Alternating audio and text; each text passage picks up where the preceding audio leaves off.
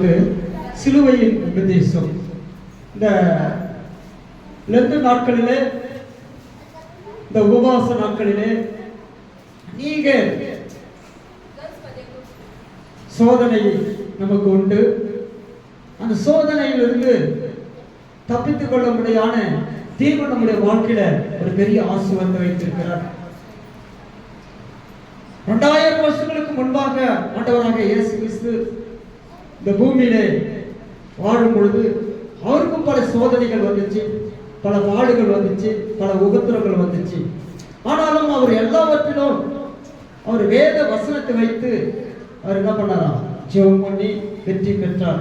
அவர் தேவனுடைய குமாரன், அவர் தேவனுடைய மேசியா, அவர் கிறிஸ்து என்றதனாலே இந்த உலகத்தில் வருகிற எல்லா சோதனையும் வெற்றி பெற்றார். அதே போல இந்த 2 நாட்களிலே நாம செய்ய வேண்டிய